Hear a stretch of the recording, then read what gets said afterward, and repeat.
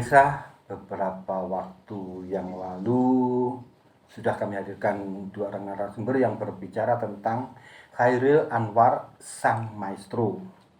Kali ini dalam acara Jana Budaya episode jadi akan kita bincang-bincang dengan topik Chairil Anwar dalam polemik. Seperti apa sih polemik yang ada di dalam diri Chairil Anwar menurut para pakar itu? Kali ini sudah hadir tamu kita. Saya sapa. Yang pertama adalah Bapak Panji Kuncoro Hadi, SSNPD. Selamat datang Pak Panji. Beliau adalah dosen program studi Bahasa dan Sastra Indonesia di UNIPMA, Universitas PGRI Madiun. Juga hadir Bapak Arif Gumantia, SSI. Beliau adalah Ketua Majelis Sastra Madiun. Selamat datang, Pak Arif. Terima kasih sudah diundang. Terima kasih. Ini siapa yang mau membuka duluan nih tentang polemik dalam diri Chairil Anwar ini? Oke, saya bisa. Monggo, Pak Arif. Yes. Jadi begini ya Pak Titus. Jadi pertama-tama terima kasih sudah diundang di Kada TV untuk membahas tentang Chairil Anwar ini. Jadi Chairil Anwar ini tidak akan pernah berhenti diteliti, dibahas, diperbincangkan ya. Dari mulai SD aja kita sudah mengenal. Deklamasinya pasti aku Karawang Bekasi Diponegoro. Pasti itu gitu. Nah, kemarin udah ada tentang Chairil Anwar, saya mau meninjau dari sudut pandang lain. Jadi referensi-referensi Chairil Anwar itu mudah ditemukan, akan tetapi yang selalu jadi bahan rujukan itu puisi-puisinya beliau, terus sama bukunya Pak H.B. Yasin, dan juga sebuah skenario film, tapi sampai sekarang belum difilmkan, yaitu karya Sumanjaya. Yang berjudul Aku. Nah, itu kan bercerita tentang justru itu buku keseharian dan kehidupan Chairil. Nah, dari buku tersebut, saran dari H.B. Yasin ini, kita akhirnya bisa tahu bagaimana habitus dari Chairil Anwar. Jadi habitus itu adalah nilai-nilai yang terbentuk dalam diri seseorang karena faktor sekeliling, lingkungannya, masyarakatnya, apa yang dialami sehari-hari. Nah, dari situ kita bedah dulu habitusnya ini. Chairil Anwar jelas dari Medan pindah ke Jakarta ya waktu itu. Beliau berumur singkat 27 tahun. Itu habitusnya bisa dikatakan menengah ke atas. Karena saudara beliau, Pak Adi atau Pak Ale itu Pak Syahrir. Ya, Perdana Menteri. Bung kecil itu, Soekarno kecil itu. Jadi bacaan-bacaan itu dia tahu semua Chairil Anwar otomatis. Terus setiap hari diskusi dengan tokoh-tokoh revolusi lah waktu itu ya Pak. Terus kehidupannya juga sering dansa, sering apa. Jadi kehidupannya menengah ke atas. Itu yang pertama. Sehingga karya-karyanya pasti dipengaruhi oleh bacaannya juga. Nah, baca-bacaannya otomatis dari penyair-penyair Western, penyair-penyair luar. Nah, penyair-penyair luar, sehingga dia akhirnya menulis puisi tersebut. Nah, menulis puisi tersebut. Puisi-puisinya kalau kita lihat itu lebih banyak ke eksistensialisme, jadi eksistensi diri, mempertanyakan cinta, kematian, mempertanyakan tentang kehidupan. Nah, terus ada juga puisi-puisi perjuangan, misalkan seperti Diponegoro, Karawang Bekasi. Yang menarik di sini Chairil Anwar tidak pernah menulis tentang sebuah penderitaan penjajah, gitu loh. Karena mungkin dia tidak melihat kehidupan petani, apa kan kehidupannya di Jakarta ini. Kalau kehidupan yang misalkan kaum kumuh apa bolehlah dia menulis tentang penderitaan, tapi kalau yang petani-petani dia nggak punya habitus di situ, makanya karya-karyanya di situ. Polemik muncul itu ketika banyak yang menuduh itu kan plagiat, terutama pada karya Karawang Bekasi, karena sama dengan sebuah puisi yang berjudul The Dead Young Soldiers, ya kan, karya Maklis itu. Di situ akhirnya H.B. Yasin bisa dikatakan orang yang selalu melakukan pembelaan terhadap Chairil dengan mencantumkan bukunya itu karya asli, saduran atau plagiat. Ya gitu. Menurut Pak H.B. Yasin ini ya, ini menurut Pak H.B. Yasin itu nggak bisa dikatakan plagiat karena dia itu masih ada warna Khairil, sehingga dia itu bisa dikatakan menurut Pak Abe Yasin ini adalah saduran. Ya. Jadi garis besarnya ngambil dari The Dead Young Soldier, dia tulis kembali dengan garis besar dengan diksi yang berbeda, yang khas Khairil, sehingga tidak bisa dikatakan saduran. Nah, plagiat. Nanti ya plagiat.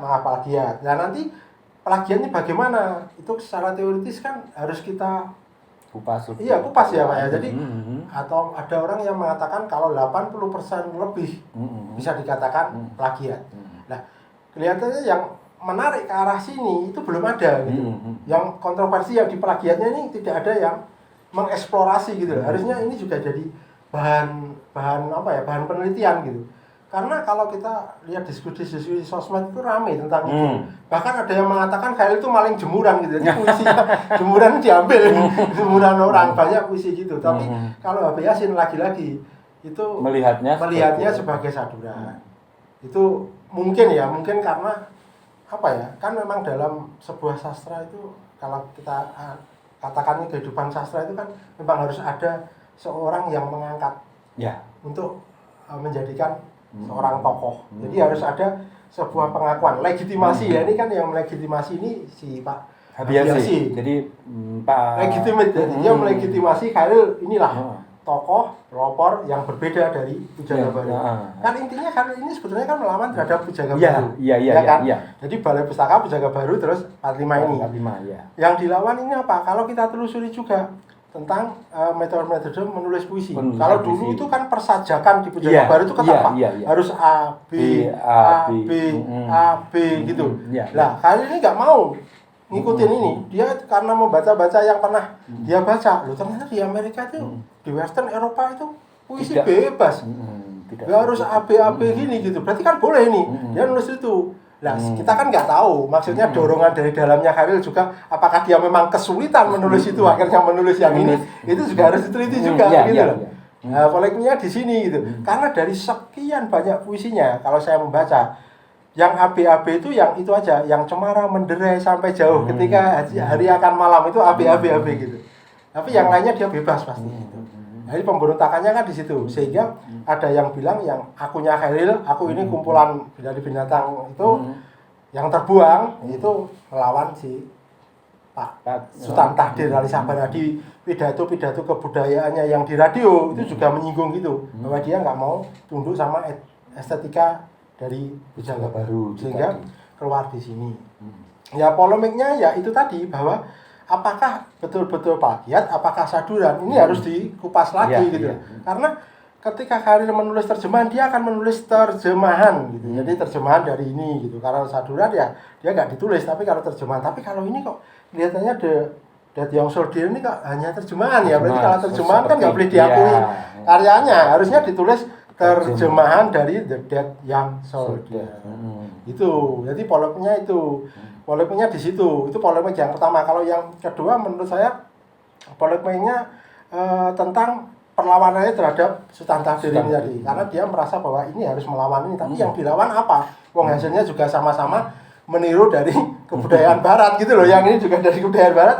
Harusnya kalau namanya melawan kan dia bisa mengambil dari puisi-puisi yang ada di dalam Indonesia tradisi kita Pak, kan ada mantra, ya kan, ada geguritan, ada macam-macam lah. Itu kan kalau diambil berarti dia melawan ini karena ini memang condong ke Barat. Nah itu menurut saya gitu. Jadi harusnya yang dilawan ya dia mengekspor yang dari dalam sendiri, dari Indonesia sendiri, seperti tradisi-tradisi yang kayak mantra apa gitu. Bahkan yang Pak STA ini malah banyak Melayunya sebetulnya karena dia pakai rima itu, berarti kan malah sebetulnya malah masih kenal yang sini bukan yang sini gitu loh. Nah perkara kalau memang maestro itu ya memang karena karya-karyanya sudah dipelajari SD sampai sekarang ya beliau pasti menjadi maestro. Tapi tidak berarti kita tidak bisa mengulik atau mengeksplorasi, mengelaborasi tentang kepagiatannya ini, karena justru seorang tokoh menjadi besar karena polemik. Ada polemik di situ, nggak mungkin tokoh itu nggak ada kontroversi, ya kan Pak? Pasti ada kontroversi, tokoh itu pasti menjadi besar gitu. Nah, kalau dalam tinjauan yang pernah saya baca itu seperti itu Pak. Nah, mungkin nanti Pak Panji bisa melengkapi secara akademisnya. Jadi tinjauan-tinjauan akademis atau mungkin tinjauan kritis yang lain seperti itu. Tapi kalau dari tinjauan saya ya yang dilawan itu apa, kan sama-sama juga sebetulnya sama-sama barat. Sama-sama barat. Yang kedua tentang plagiatnya ini.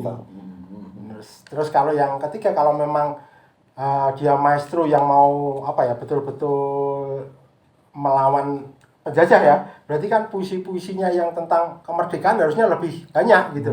Tapi kalau kita lihat yang lebih banyak justru tentang eksistensialisme. Jadi tentang diri, eksistensi diri yang lebih diungkapkan. Memang dari segi pengucapan dia memang benar-benar melawan Sunan Tahdir kalau saya katakan, karena dia mengambil kata-kata yang tidak biasa pada saat di Pujangga Baru, seperti mempesiang diri yang kan bahasa Medan ya, katanya bahasa Sumatera itu. Terus kalau misalkan ini kali dibalik kali ini dibalik ini kali ya, gitu kan dia hanya itu permainan-permainan kata gitu. Tapi kalau dalam pengertian yang perlawanan betul-betul merubah susunan dari Sultan Tahdir alias Bahbana untuk membuat sebuah puisi yang benar-benar Indonesia, itu saya kira kok belum sampai ke situ. Itu harus diteliti yang lebih dalam lagi. Itu Pak mungkin Pak Panji bisa lebih mempertajam tentang plagiasi atau apapun namanya itu. Kalau soal plagiasi itu saya pikir sangat politis ya Pak. Jadi ada semacam ya teks-teks politik yang melatar belakangnya itu, termasuk ulasannya Yasin itu. Jadi polemik itu kan udah lama. Saya pikir sudah enggak gitu menarik ya untuk dikaji. Tapi gini, saya berusaha untuk melihat Khairil itu dari data-data historis. Jadi dimulai dari ketika dia itu berangkat ke Batavia dengan ibunya setelah bercerai dengan ayahnya itu yang bernama Tulus itu. Tadi yang dikatakan Pak Ali betul bahwa dia memang dari golongan Portugis itu. Nah, ketika dia masuk ke Batavia tahun 40 itu, di usia dia yang 18 tahun itu, yang masih sangat muda itu, maka saya kira untuk memperjuangkan gagasannya yang ketika itu pada masa-masa akan pendudukan Jepang, ketika itu arena sastra kita dikuasai oleh Pujangga Baru, maka saya pikir sebuah kesulitan lah bagi Khairil untuk mendapat pengakuan dari Pujangga Baru itu. Sehingga posisi Khairil ini memang dilematis ya. Jadi dia itu mau menggagas sesuatu yang dia rasa mungkin baru ya untuk mendobrak itu, tapi dia tidak mampu. Dan dia memang tidak mendapat pengakuan dari Pujangga Baru itu. Jadi Khairil menurut saya itu adalah tokoh yang eskaptis ya, tokoh yang berlari. Jadi dia berlari terus mencari bentuk yang bisa untuk dia mendapat pengakuan, mengekspresikan dirinya, mengekspresikan itu. Nah, ketika dia berumur 18 ya 19 itu di tahun 42 ketika Jepang masuk, itu dia akan nulis puisi yang untuk nenek ndanya itu kan yang kemudian fenomenal itu. Nah, si Khairil ini oleh teman-temannya di tahun-tahun ketika dia produktif menulis itu, dia memang pada saat itu oke lah, semangat revolusinya kuat ya, karena Jepang yang berkuasa itu mengakomodasi para penulis-penulis yang mau membela kepentingan Jepang dengan 3A-nya itu ya. Tetapi Khairil dia nggak mau. Nah, di sini heroiknya, revolusioner Khairil itu kelihatan di situ. Tetapi kemudian pasca Jepang yang harusnya dia tetap revolusioner, itu dia tidak begitu. Jadi menurut yang dinyatakan oleh Pramudia dalam bukunya Realisme Sosial dan Sastra Indonesia itu, Khairil itu yang seharusnya dia tetap menjaga revolusi itu tidak terjaga. Artinya dia harusnya nulis yang tentang akibat dari kolonialisme itu Kolonial. adalah kemiskinan dan seterusnya itu dia nggak nulis itu gitu loh. Sehingga oleh Pramudia Khairil itu digolongkan sebagai pengarang-pengarang berjuis patriotik gitu loh. Setelah masa pengarang Jarak dan Kapas. Jarak dan Kapas itu istilahnya Pramudia untuk masa-masa ketika sastra Indonesia itu dikuasai Jepang. Nah, setelah Jepang kalah, maka sastra kita memasuki yang dinamakan oleh Pak Pram itu dengan masa-masa sastra berjuis patriotik, dan salah satu tokohnya ya Khairil itu tadi. berjuis patriotik itu, karena dia tadi itu sangat mengagumi sehingga itu masuk dalam dirinya. Dia diinternalisasi oleh semangat itu tadi, Jean Paul Sartre dan seterusnya itu, sehingga apa yang dia tulis itu sebenarnya ngambang gitu loh. Ngambang, jadi tidak menukik. Jadi orang-orang yang baca Khairil itu adalah orang-orang ya dari kelasnya dia. Tapi orang-orang yang tertindas dalam segi ekonomi pasca kolonial itu tidak mendapat semacam bacaan ya dari Khairil ya. Itu yang saya bisa temukan, yaitu ini menindaklanjuti dari statementnya Pak Arif tadi, itu memang ya begitu kondisinya. Jadi dia tidak diakui oleh penjaga baru, dia lari, tapi larinya itu malah dia semacam ya terjebak ya dalam semangat berjuasinya itu, sehingga revolusinya dia adalah revolusi yang berjuis itu ya. Iya, menarik sekali, tapi nanti kita akan lanjut pada sesi berikutnya. Ya, gitu. Pemirsa tetap di Jala Budaya.